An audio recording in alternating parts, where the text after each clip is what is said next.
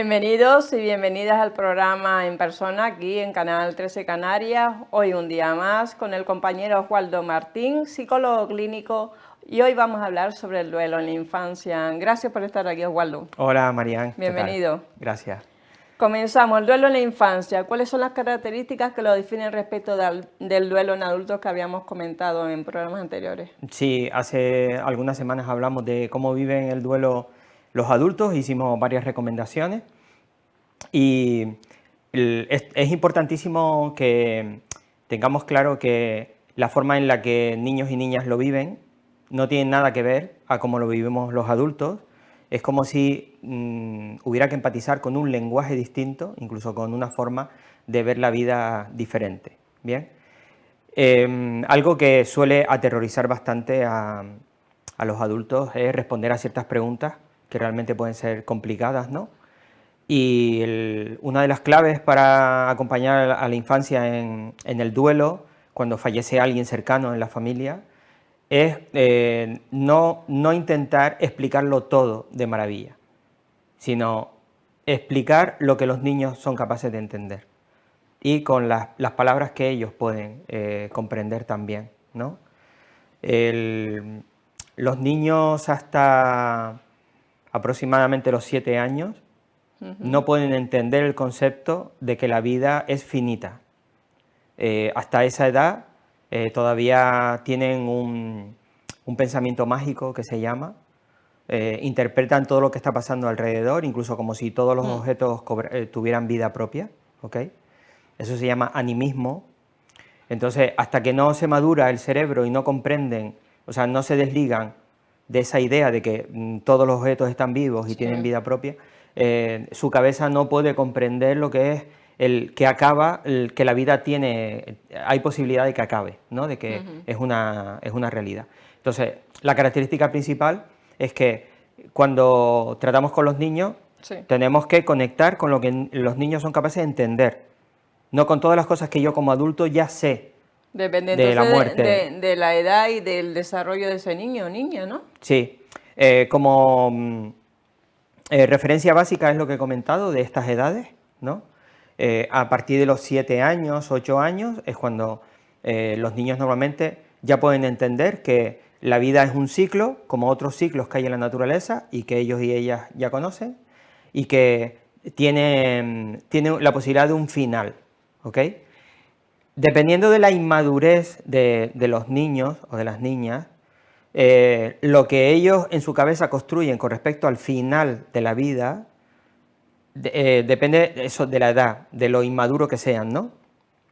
Cuando los niños tienen edades muy tempranas, entienden la pérdida como que la persona que ha muerto desaparece, ¿vale? Como no pueden verla. Ya no la ven más. Ya no la veo, ¿vale?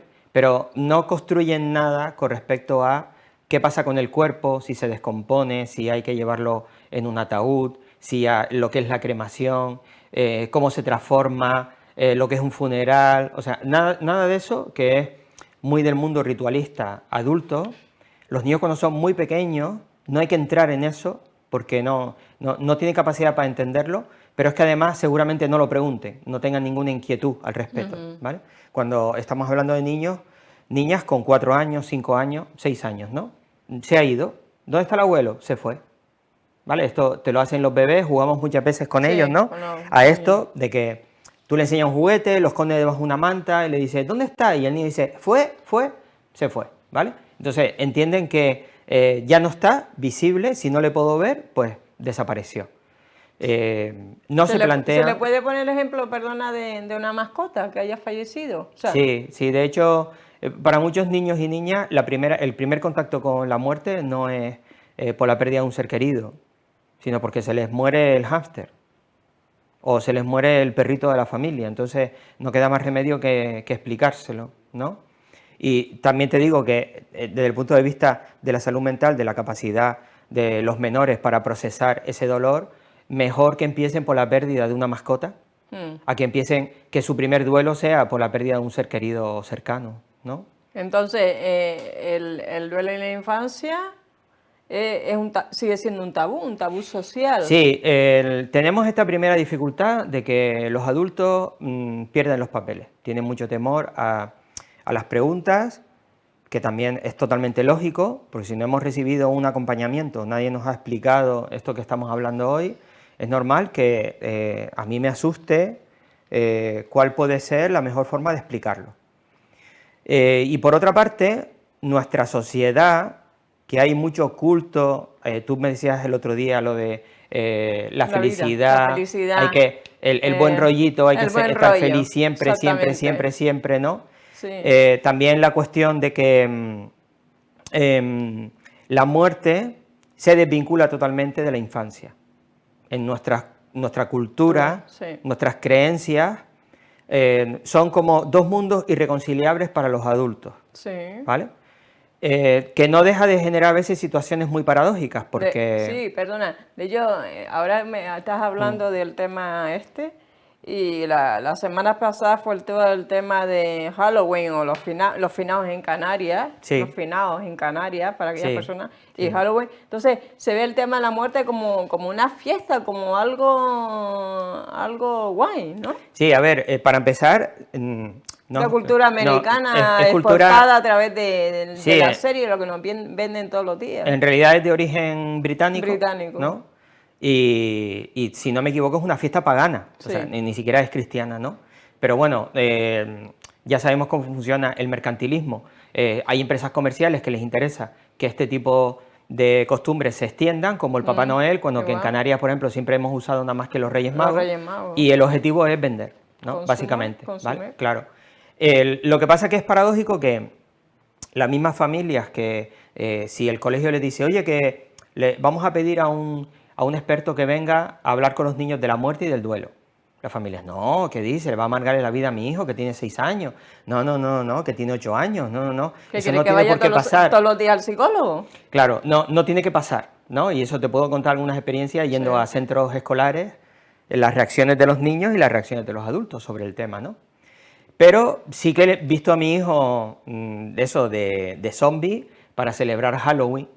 Entonces sí que me permito, o sea, en la educación que yo quiero darle a mi hija o a mi hijo, nos podemos burlar de la muerte, ¿vale? No importa que yo disfrace a mi hija, ¿no?, de vampiro o de momia, pero no quiero que nadie le hable de cómo procesar el dolor de la pérdida.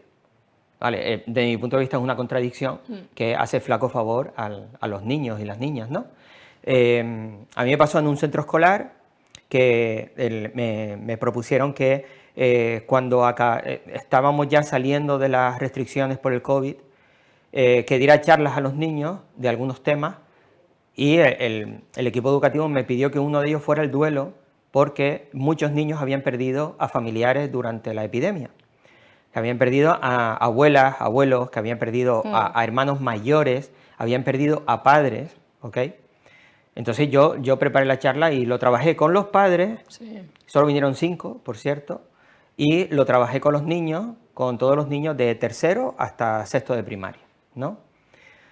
Y yo me reuní en el salón de actos con todos esos niños y cuando les pregunté quiénes de ustedes han podido hablar de la persona que han perdido, han podido hablar en casa y solo levantaron la mano 2 niños.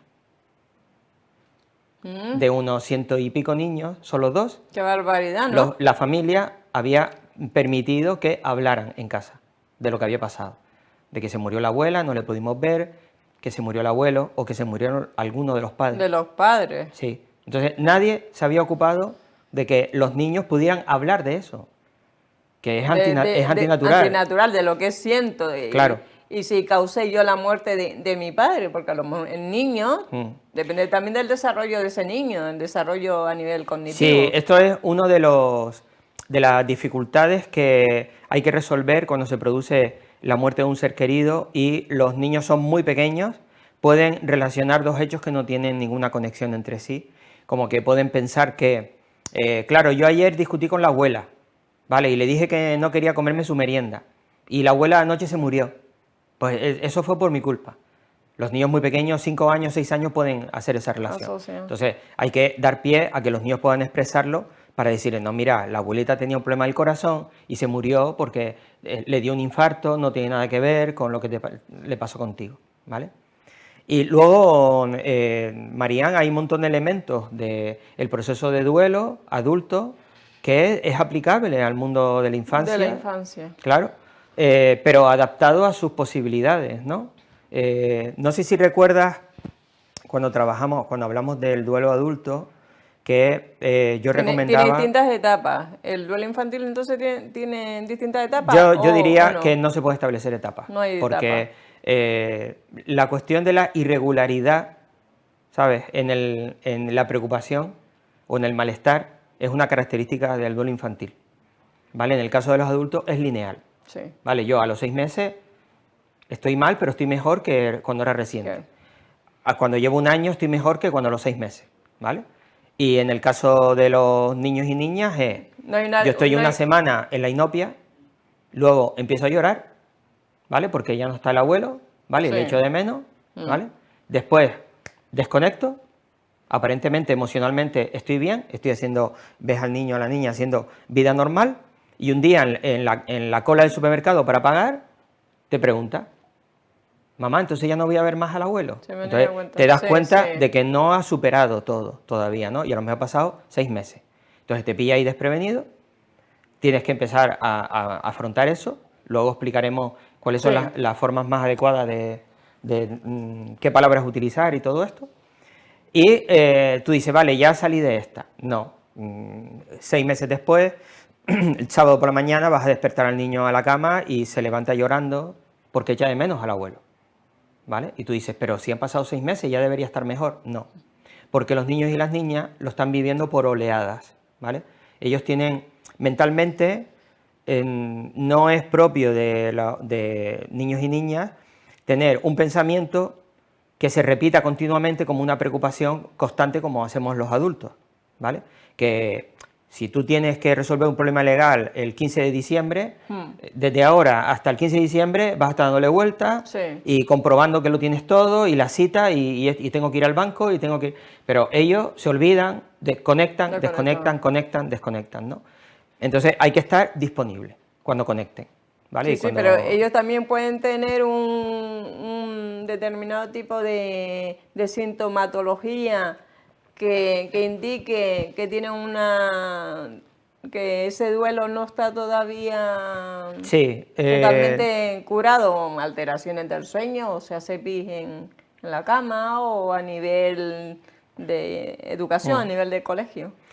Lo más evidente suele ser que buscan el aislamiento, que a veces renuncian al contacto con otros niños o que costumbres familiares que había intentan evitarlas, porque son momentos en los que les recuerda a, ¿sabes? Por ejemplo, volver a comer a casa de la abuela y el abuelo ya ha fallecido, ¿no? Y te monta un pitote esa mañana y no te va a decir, es que me da miedo o me da pena o me pone triste ir a casa del abuelo porque ya no está, no, sino a lo mejor es que no me gusta, la comida está fría, no quiero ver a mi primo que me cae mal, o sea, te van a poner otras excusas, ¿vale? Y hay que intentar entender, o sea, hay que intentar preguntar, se le puede preguntar también, ¿sabes? Pero es realmente por el abuelo, le echas de menos, estás enfadado, y entonces normalmente te lo explican, ¿vale? Te dicen. También puede ser porque busquen el aislamiento, porque están deprimidos, o sea, la depresión infantil existe, puede ser pasajera, en estos casos los niños dan muestras de forma aislada, o sea, no están permanentemente deprimidos, sino que les ves un par de veces que les ves como comportamientos extraños, ¿vale? En vez de estar jugando, quieren estar en la cama, no están muy comunicativos, rehuyen el contacto físico o todo lo contrario, ¿vale? Por ejemplo, hace ya un montón de tiempo que no se te mete en tu cama y de repente van continuamente como buscando la expresión de afecto, sentirse queridos, ¿no? Lo ideal sería que se permitiera libremente poder hablar de la persona que hemos perdido. Esto lo comentamos con el duelo adulto. Si evitamos el secretismo ese de no se puede nombrar porque si nombras al abuelo, la abuela se va a deprimir, etc. Entonces los niños relacionan la muerte con el secretismo interpretan que la muerte es mala porque ya no se puede hablar, ¿no? Y eso es un Sí, error, sí, sí, es sí, un error porque hay que buscar lo contrario, que tengan espacios donde puedan hablar de cómo se sienten. Abiertamente. Abiertamente. Hecho, a ver, no hay ningún peligro en esto, ¿no?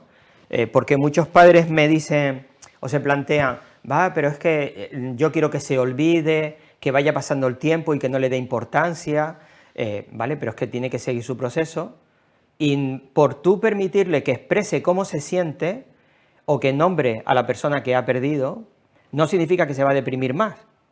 Significa que está pudiendo expresar lo que le pasa, ¿vale? Y por otra parte, esto forma parte de lo que tiene que ser las pautas de crianza en lo afectivo, en el mundo afectivo y emocional con los menores. O sea, permitir que sea una norma que en casa se pueda hablar de cómo nos sentimos. Se pueda llorar en público, porque si estoy mal necesito llorar ahora, ¿no? Que nos permitamos reconocer también que estamos sufriendo delante de los niños. A ver, no hace falta ver a los padres rotos de dolor, destrozados al lado de la tumba de los padres. No hace falta eso, ¿vale? Pero si tú estás en casa y lo estás pasando mal. Yo recuerdo la cara de mi hija la primera vez que me vio llorando, que no era de miedo, era de comprensión. Y a mí me impactó eso, ¿no? Porque estábamos en el confinamiento, ella tenía 4 años y a mí me llega un mensaje de una persona que yo quiero mucho, que vive en otro país, diciéndome que tenía una enfermedad terminal, que estaba colocando sus cosas, que estaba despidiéndose y que asumía que seguramente no nos veíamos más, ¿no? Entonces yo lo leí y lo leí en el ordenador, mi hija estaba cerca jugando y yo rompí a llorar y la niña vino, no me decía nada, luego me abrazó, luego me miraba continuamente y luego ya, papá, ¿qué te pasa? ¿Estás triste? Y le dije, sí, tengo un amigo que lo está pasando muy mal, está sufriendo, ¿no?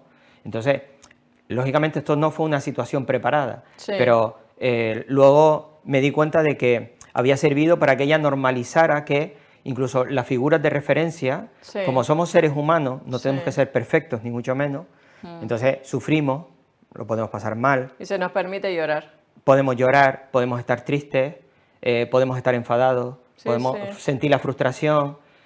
Lo que decíamos la otra vez, perdona Waldo, del tema de que no nos está permitido llorar en público. O sea, no debes llorar en público. No debes. Pero es súper sano reconocer, o sea, dejar salir la naturaleza humana. O sea, no te va a convertir, no pierdes la autoridad de tus hijos, ni te conviertes en alguien que ya no les apetezca obedecer porque te vean que también sufres.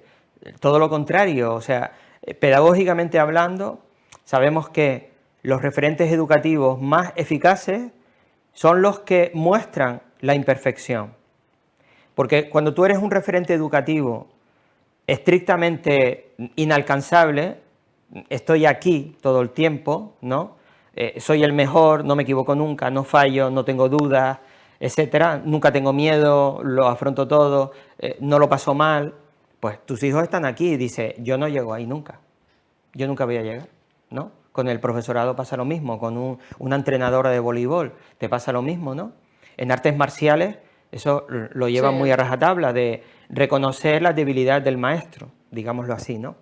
Entonces es también un refuerzo del vínculo afectivo con los hijos y las hijas, el mostrar lo que uno no sabe hacer, o que uno lo está pasando mal por algo, o que yo también estoy triste, llorar juntos, ¿sabes? Es que es mucho más llevadero, se procesa antes los duelos cuando el grupo humano, o sea, la familia o el grupo de amigos puede estar cerca y estamos incluyendo a los niños y las niñas. Porque Marián, es otro problema de nuestra cultura, nuestra sociedad, en general la española, la canaria, que si dijimos antes que en nuestras cabezas aquí está la muerte y aquí está la infancia, con los ritos funerarios y la participación en la despedida, que los ritos funerarios son una despedida, ¿vale? Significan eso, ¿vale? Estamos despidiéndote con honores, estamos reconociendo que eras importante en nuestra vida, ¿no? Y pasas a otro plano que ya no es físico, ¿ok? Pues hay una tendencia continua a excluir a los niños y niñas. de eso. De esos ritos. Sí, no puede ir al tanatorio, no puede ir al funeral, no puede ir a la misa, no puede. Si a eso añadimos el secretismo, al final, ¿qué espacio le estás dejando a los niños y las niñas en el contexto familiar para que participe del dolor? No le dejas espacio, les estás excluyendo todo el tiempo. No sé si me estoy explicando. Para aquellas personas que se acaban de incorporar a este programa, el programa En Persona, estamos con el compañero Oswaldo Martín, él es psicólogo clínico, y hoy estamos hablando sobre el duelo en la infancia. En episodios anteriores hemos hablado del duelo en adultos. Oswaldo, ¿cuándo es el momento adecuado entonces para hablar de la muerte con niños? Y depende de la persona que haya fallecido, no es lo mismo que haya fallecido tu madre que un abuelo, ¿no?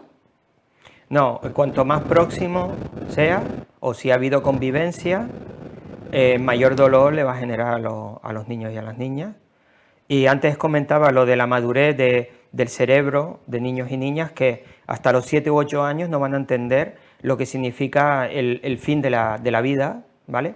Y la mejor manera de hacerlo es poniéndole ejemplos análogos que ya ellos y ellas conocen, ¿ok? La vida, tenemos un montón de ciclos a nuestro alrededor, y de hecho en la educación primaria básica, en educación infantil, hay 1000 canciones sobre que el sol llega, la luna aparece, el sol y la luna se alternan, ¿no? De lo que es el día, de lo que es la noche, por la noche aparecen las estrellas, y los niños y niñas desde muy pequeñitos van entendiendo que hay un montón de ciclos en los que participamos, ¿no? El día y la noche es un ciclo, después del verano va a llegar otra estación que se caen las hojas, y después viene los Reyes Magos, hace frío en muchos sitios, en Canarias no, en Canarias en invierno seguimos yendo a la playa, ¿no?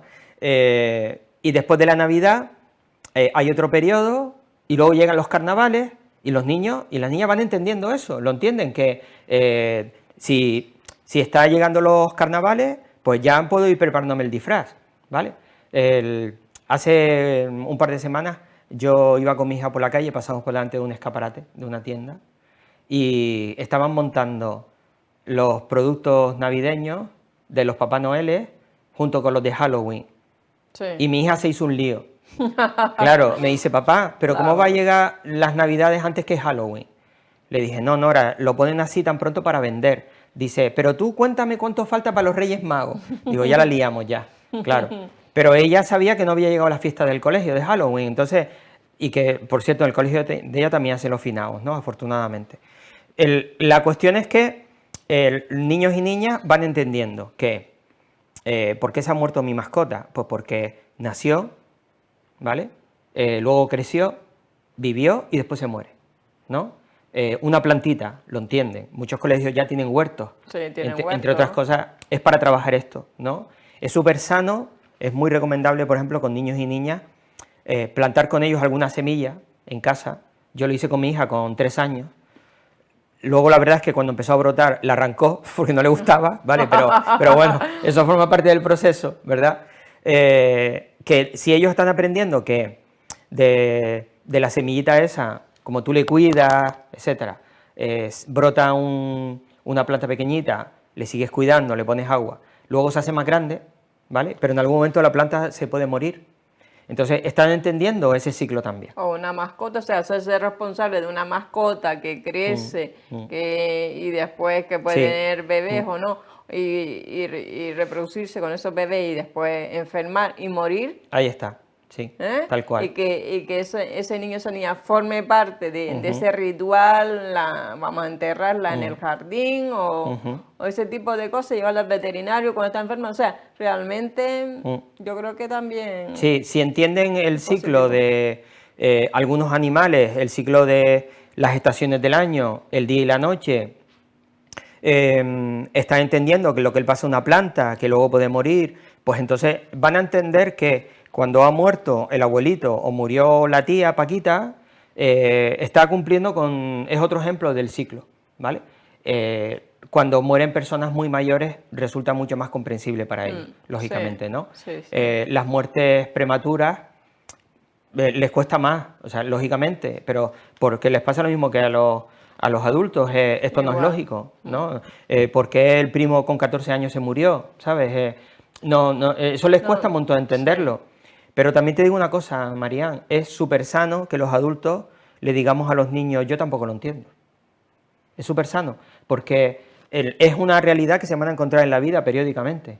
O sea, tú y yo habremos vivido hoy cosas que no entendemos. O sea, y yo ayer pude haber estado con una amiga que me contó una decisión y yo no la entiendo, ¿sabes? Sí, O sí, cuando claro, una claro. persona te traiciona y no Sí. ves el sentido, ¿no? Sí, O sí. cuando te han despedido de un trabajo y no aparentemente no tiene ninguna lógica, ¿no?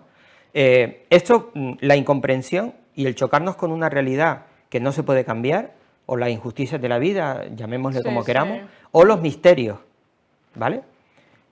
Es que forma parte de la existencia y se lo va a encontrar continuamente.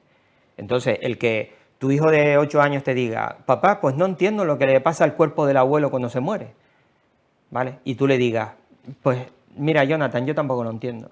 Sí, sí. ¿Y qué lenguaje usar con ellos? Porque tampoco es Waldo decir, pues se fue al cielo o está durmiendo para siempre. Utilizar este tipo de metáforas, Ya. yo creo que perjudica más al desarrollo Sí. de ese niño o esa niña, ¿no? A ver, aquí nos encontramos, Marián, con el conjunto de creencias, si las personas que nos oyen y que nos ven profesan alguna religión, ¿ok?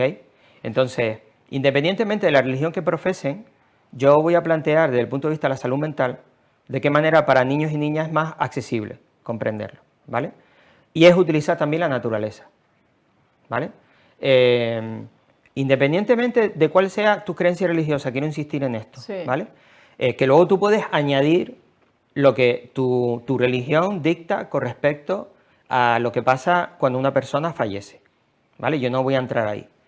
Pero decirle que la persona se fusiona con la naturaleza, lo comprenden. Fíjate qué curioso, ¿vale? Si tú le dices que la abuela se murió, se convierte en estrella, es una de las estrellas que está en el cielo Sí. y nos cuida, Sí. eso lo manejan de maravilla, ¿vale? O que se convirtió en árbol, ¿vale? Eso, Sí, una simbiosis con sí. la naturaleza entonces. Sí, eso lo comprenden, no tiene ninguna duda al respecto, ¿sabes? Es así, es como mágico, ¿vale? Pero es una comprensión que ellos tienen. Con el paso del tiempo, si nosotros hemos hecho bien lo de generar una comunicación en casa que permita el intercambio, que no se queden con dudas y que si no les quedó claro una cosa vuelvan después a preguntarte, o que van madurando, lo que le explicaste a los 6 años, con 8 años te lo vuelven a preguntar y puedes añadir más, ¿vale? Porque tú le puedes decir a un niño de 6 años, mira, el abuelito se convirtió en estrella, ¿vale? Y está en el cielo y nos está cuidando. Es una estrella, ¿vale? Está en el firmamento, mejor dicho, ¿vale? Porque el cielo tiene connotaciones cristianas, ¿no? Pero con 8 años, tu hijo te dice, papá, pero yo vi en la tele, o un amiguito mío, o pasé por un sitio que había personas poniendo flores y ese sitio le llaman cementerio. Vale, ahí ya te lo está preguntando con 8 años porque tiene la madurez para entender lo que le pasa al cuerpo del abuelo, ¿ok? Con 6 años solo quería saber si el abuelo volvía o no, ¿no? Entonces le puedes explicar lo de la estrella. Pero ya con 8 años, 9 años, quiere entender qué pasa con el cuerpo. ¿Vale? ¿Dónde está el cuerpo? ¿Dónde está el cuerpo? ¿Dónde está? Claro, sí. Que es lógico, pero además es propio ya de una edad más avanzada que ya no se mueven tanto en lo abstracto, sino más en lo concreto. En lo que yo puedo coger, puedo agarrar, puedo tocar, puedo oler. Palpar. Vale, entonces es una pregunta totalmente lógica. Pues le dices la verdad. Claro, ¿por qué le vas a ocultar? Pues mira, como es una persona que ya no está viva, dependiendo de nuestra religión, ¿vale? Pues lo que se hace es esto, esto y esto. Y ahí entra lo que son las creencias de tu propia religión. De tu propia religión. Pero si es neutro en el sentido de que somos agnósticos, somos ateos, pues tú decides si le sigues explicando que forma parte de la naturaleza, ¿vale? O quieres explicarle lo del horno crematorio que hasta que los niños no tienen 8 o 9 años, cuidado con explicar eso, Es ¿vale? muy complicado. Claro, o le explica la cuestión de que el cuerpo ya no tiene vida, ya no tiene vida, pero en nuestra cultura está la costumbre de que se guarda en un sitio para ir a hacerle ofrendas, para recordarle cada año, llevarle flores, pero que no está vivo el cuerpo, ¿vale? Pero como te digo, siempre es escalando según los tramos de edad. Según los tramos de edad y según el desarrollo del niño, ¿no? Claro. Cuanto más pequeño sea, poner el énfasis en que ya no está, no va a volver. Utilizar ejemplos de la naturaleza. Cuando quieras saber sobre el cuerpo, según tus creencias religiosas, le puedes dar la explicación en la que tú crees, ¿ok? Pero según van avanzando, dar cada vez una información más concreta, porque tienen la capacidad ya para poder entenderlo. Para aquellas personas que se acaban de incorporar a este programa, nos encontramos con Oswaldo Martín, él es psicólogo clínico y estamos hablando sobre el duelo infantil. Oswaldo, las dificultades de los adultos para tratar con el duelo con estos niños y niñas, ¿cómo lo vas a abordar? ¿Cómo se aborda este tema? Y depende del adulto, ¿no? Depende de la relación que tiene ese adulto con ese niño o esa niña, qué afinidad tiene. A ver, lo más recomendable es que cuanto más próximo sea al menor, sea a quien le toque contarlo, ¿vale? El papá, la mamá, las mamás, los papás, da igual, pero que haya las personas adultas más cercanas, ¿vale? Nada de murió mi padre, pero a mí me da miedo hablar con mi hijo, entonces le voy a decir a mi prima Amparo que como ella es maestra que se lo explica al niño. No, porque el niño va a entender que es un tema tabú, que no puedo hablar con papá porque trajo a la prima Amparo. Para eso. ¿Sabes? O sea, no lo van a entender, ¿vale? Va a generar la sensación como de secretismo, de que hay que generar un ocultamiento con esto, ¿no? Ya he explicado que cuanto más cercanos seamos mejor. Antes de sentarse con niños y niñas a responder todas esas preguntas, hay que permitir que los niños sepan la proximidad del fallecimiento del ser querido, si lo sabemos ya, ¿vale? Está en coma, ha tenido un accidente mortal, está sedado, está desahuciado desde el punto de vista médico. No esperes a que vea a todo el mundo llorando, no esperes a que se entere de casualidad que ya la abuela murió, no, díselo antes, ayúdale, ¿sabes? Mira, la abuela está muy malita, está en el médico, pero dicen que a lo mejor no puede resistirlo, prepárale, ayúdale, ¿vale? Te vas a ahorrar 2.000 millones de preguntas posteriores, porque estás facilitando que el niño o la niña se sienta incluido en el proceso grupal de la pérdida, ¿ok? Porque le mantienes informado. Cuando fallece, díselo, ¿vale? Cuanto antes se lo digas tú, mejor también. Y lo siguiente es permitirle que participe de alguna medida de la despedida, ¿vale? Y mira una cosa muy curiosa, Marián, que yo con los años de terapia me he ido sorprendiendo cuando lo voy descubriendo. Cuando los adultos necesitan elaborar un duelo, que no lo han hecho, una de las cosas que le propongo es que hagan una despedida. Escribe una carta, háblale a una foto, vete al lugar donde falleció, donde tú tratabas con esta persona, ¿sabes? Componle una canción, dibújale un cuadro, lo que tú quieras, ¿vale? Y muchas veces hay que apretar un poco, forzar a que los adultos se atrevan a pasar por ese ritual porque les cuesta mucho, pero es necesario para cicatrizar, ¿vale?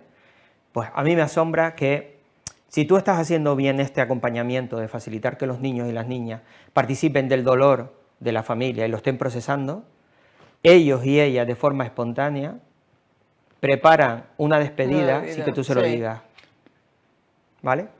Es súper habitual que de repente se van a su cuarto y empiezan a hacer un dibujo, ¿vale?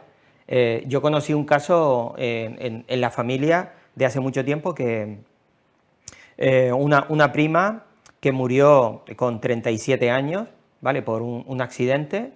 Se lo contaron al niño, tenía 2 hijos, el niño tenía en ese momento 4 años, ¿sabes? El padre se lo dijo, mamá estaba en un coche, la atropellaron, otro coche se chocó y mamá se murió, ¿vale?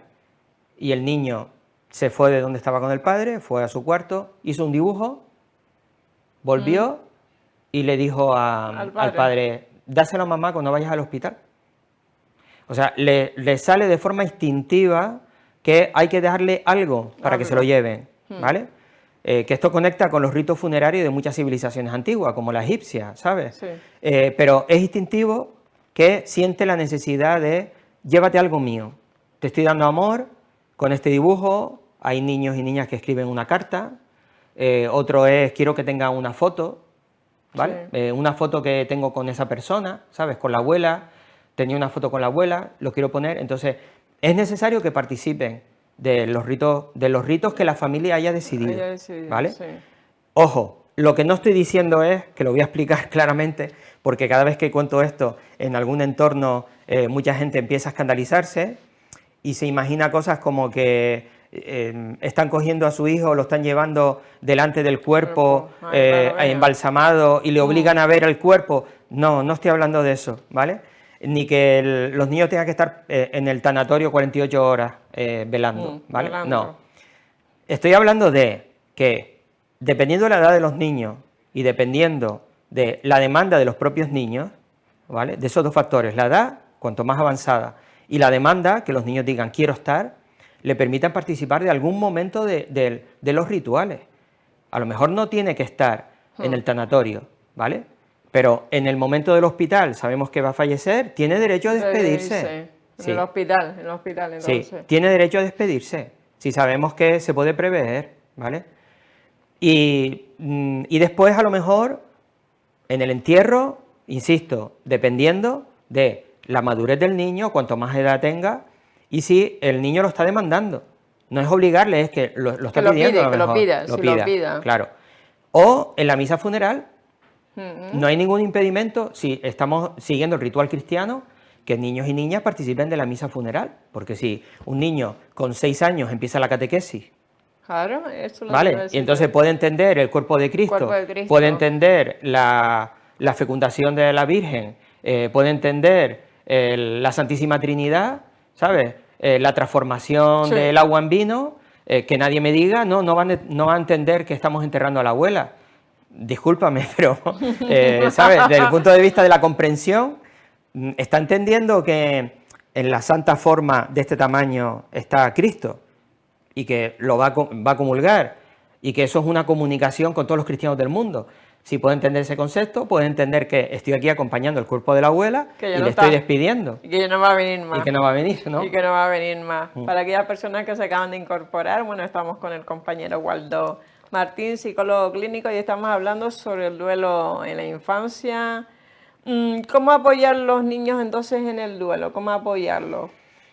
Sí, a ver, es básico todo esto de crearles su espacio, hacerles partícipes, reconocerles como parte de la familia, informarles, ¿vale? Dejarles que lloren, algo que todavía, de verdad, yo a veces me planteo, María, mira, voy a dar clases gratis, ¿sabes?, de cómo apoyar emocionalmente para dejar de ver situaciones de esas en las que hay alguien llorando y hay 60 personas alrededor diciéndole que deje de llorar. Hay gente que no sabe llorar, a lo mejor se han olvidado de llorar, o no sé, es que no sé, realmente parece yo lo sigo viendo, a ver, yo entiendo el impulso de... ¿Es un sinónimo de debilidad el que una persona llore, entonces? No, de hecho... O depende, no tiene nada que ver, de quién sea. Es que no tiene nada que ver con la fortaleza, ni con la debilidad, tiene que ver con la necesidad humana de expresar un sentimiento. De ánimo, es canalizar. O sea, ¿es de fuertes reírse a carcajadas?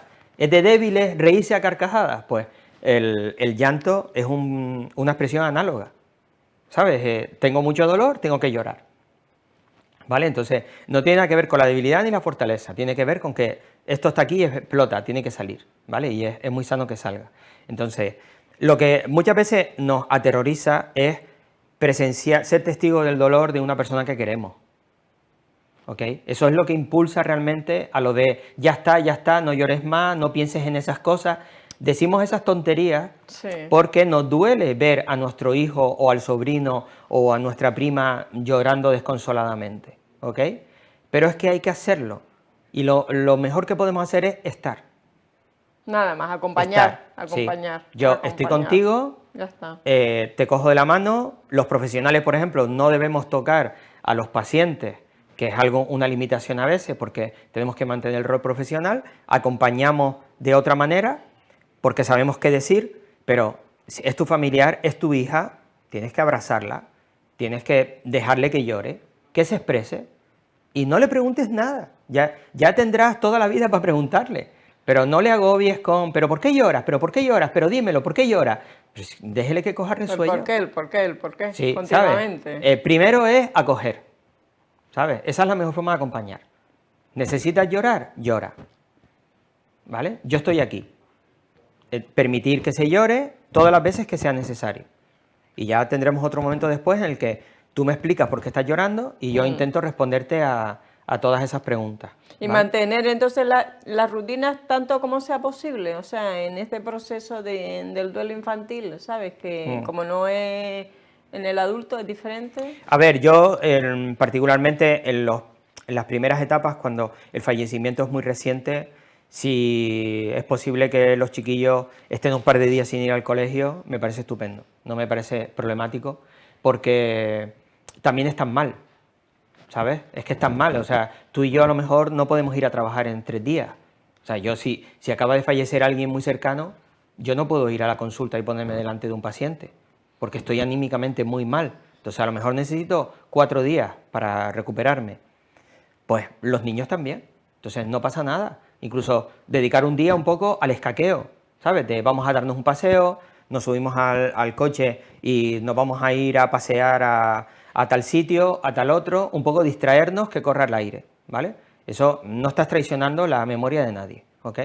Y luego ir retomando la rutina, ¿sabes? Pasan 4 o 5 días, ya han pasado los rituales, seguimos pendientes de a ver qué necesita, a ver cómo está, hablar con él o con ella, pero hay que volver al colegio y otra vez a ir retomando el pulso de la vida, ¿no? Sí, y entonces, para ir ya finalizando, decía antes que los niños y las niñas deben estar presentes en ese, ir al hospital, cuando ya previamente ya han dicho los médicos que ya es la hora de despedirnos de ese abuelo, esa abuela, de ese ser querido. Sí, Y, lo que no es recomendable es cuando la causa de la muerte pueda estar muy desfigurado, por ejemplo, ¿vale? Porque ha habido un accidente o algo parecido, o todo intubado, o sea, la visión de los enfermos intubados por todas partes, sedado, puede ser muy impactante para niños y niñas pequeñas, ¿vale? Pero la posibilidad de despedirse, de tener la información, de estar junto al grupo, ¿vale? Que si estamos en la sala hablando de que el abuelo está muy mal, no le excluyas, no lo dejes fuera, ¿no? Y luego permitirle, de todos los rituales que hacemos, porque hacemos varios, ¿no? En algún momento permitirle que los niños, las niñas sí lo piden, ¿vale? Y si ya tienen cierta edad, a partir de 8 años en adelante, por ejemplo, si lo piden, dejarle que participe en algún momento. Y para finalizar, Oswaldo, ¿qué recomendaciones nos darías a quienes nos están escuchando en este programa, el duelo el duelo infantil? ¿Qué recomendaciones tú como psicólogo clínico le darías a esas familias que vean vídeos? Sí, con niños y niñas hay un montón de cuentos, ¿vale? Hay un montón de libros ya, afortunadamente, muy cortitos, con muchas ilustraciones, que están diseñados para que los adultos los lean con los niños, ¿vale? No es como los dibujos animados de Peppa Pig, que tú dejas al chiquillo enchufado en la tele y no necesitas estar allí. Estos son cuentos para que a través de las ilustraciones y el texto, los padres, las madres, podamos explicarle a los niños qué es lo que le ha pasado a la abuela, ¿vale? Y luego hay vídeos también que son de breve duración, se utilizan muchas veces en las escuelas para explicar esto. Hay vídeos para niños, niñas a partir de 3 años. Ya te encuentras en YouTube, hay un montón de vídeos educativos de este tipo. Y siempre puedes consultar a un profesional, ¿sabes? Tener una sesión, consultar a un profesional de la psicología, le cuentas, mira, la circunstancia de la pérdida ha sido así, así, mi hija pregunta mucho por esto, no sé exactamente qué hacer, y recibir un apoyo. Un en ese apoyo, un tema. asesoramiento, Un asesoramiento. psicológico. Porque los psicólogos hoy en día, no todos somos psicólogos, ¿no, Oswaldo? Porque hay muchos psicólogos en la calle, ¿no? Sí. O Bueno, no sé lo que pasa, que todo el mundo es psicólogo. Yo soy psicólogo. Yo acerté que esta persona no era buena para ti y por eso te puso los madre mía, cuernos y sí. tal. A ver, no me tires de la lengua. Venga, cuéntanos que ya No, estamos en el tiempo de, En el tiempo de descuento. de descuento. A ver, hay lo que llamamos el intrusismo, ¿no?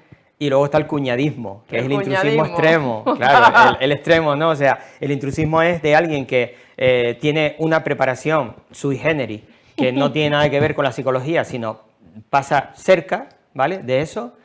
Y se mete esto a sanadora o sanador, o yo te doy consejos con mis cartas del tarot y cosas así, pero luego está el cuñadismo extremo, ¿no? Has perdido a 3 hijos en un accidente de coche y tu vecino de la esquina te dice en el bar, venga tío, tómate un par de whisky, eso se te quita enseguida. ¿Vale? O comiendo, ¿no? Una cosa que escuché una vez en el pasillo del materno, o sea, había un padre ahí en la sala de espera que le habían avisado que el bebé que acababa de tener igual no sobrevivía, ¿vale? Y había un tío con él, digo tío, bueno, otro hombre con él, señor, sí, diciéndole que yo no te vea llorando, ¿eh? Joder, pues ya vendrá otro, deja a tu mujer embarazada otra vez y ya está. O sea, digo, madre mía. Pues esos son los consejos que no hay que tomar, por favor. Esos son los consejos que no hay que tomar. Eso es el cuñadismo extremo. Bueno, pues recomendaciones, pues acudan a la consulta del compañero Oswaldo Martín, que está en la calle sí, Isla de Cuba, muy cerquita del Parque Santa Catalina. ¿Número? 6. Número 6, Isla de Cuba, número 6 para todos aquellos y aquellas que necesiten asesoramiento profesional por el compañero Oswaldo Martín. Gracias, Oswaldo Martín. Muy bien, Marián. Hasta el próximo día. Gracias. Espero que la entrevista con el compañero Oswaldo Martín, psicólogo clínico, que hoy hemos hablado sobre el duelo en la infancia, haya sido de su agrado. Gracias por estar aquí y hasta el próximo programa.